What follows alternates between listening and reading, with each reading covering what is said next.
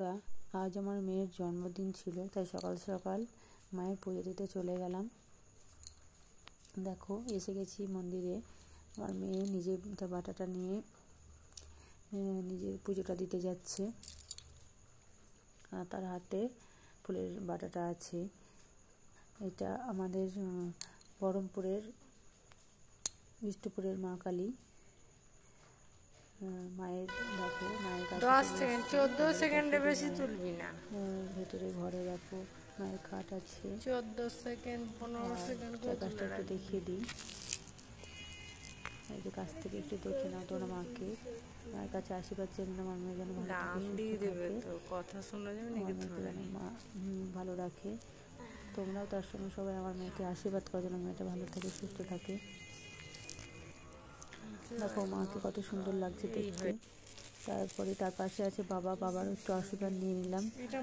বাবাকে একটু ফুল দিয়ে আমরা প্রণাম করে সেখান থেকে বাবার কাছ থেকে ঘুরে নিলাম। আর অনেকে তার আগে ফুল দিয়ে গেছে, তাই ফুলে ঢেকেই আছে বাবা। এরপরে দেখো মন্দিরের ভেতরে অনেকগুলো ঠাকুরের মূর্তি আছে। ওপরে দেখা যাচ্ছে বিভিন্ন রূপ মায়ের। সব মায়ের বিভিন্ন মূর্তির মধ্যে ছিন্নমস্তা, তারপরে ধূমাবতী, বিভিন্ন রূপ আছে। এখানে অনেকগুলোই রূপ আছে, তোমরা দেখে নাও কতগুলো রূপ আছে।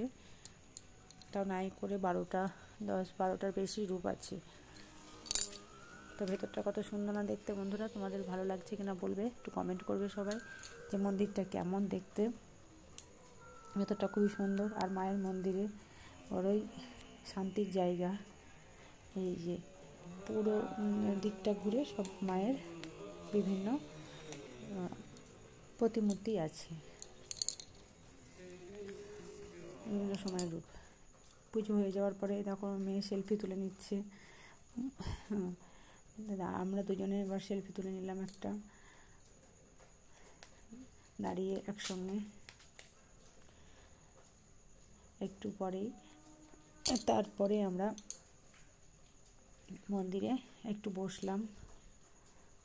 দেখো সেলফি তোলা হয়ে যাওয়ার পরে আমরা একটু মন্দিরে খানিকটা বসে থাকলাম, কেননা মায়ের মন্দিরে আসলে তো বেশ ভালো লাগে। আর মায়ের মন্দিরটা হচ্ছে শান্তির জায়গা, সেই জন্য আমরা একটু মায়ের মন্দিরে খানিকটা বসে থাকলাম। বসে দুটো ছবিও তুলে নিলাম, আর একটু বসে আমাদেরও ভালো লাগলো। আমরা তিনজনে এবার একটু সেলফি তুলে নিলাম। তাই দেখো বন্ধুরা, আমার মেয়েকে কেমন লাগছে একটু বলবে। আর আমার মেয়েকে সবাই তোমরা আশীর্বাদ করবে যেন মেয়েটা ভালো থাকে, সুস্থ থাকে। আর তোমাদের কেমন লাগলো একটু জানিও সবাই কমেন্ট করে, আর লাইক করো ভালো লাগলে।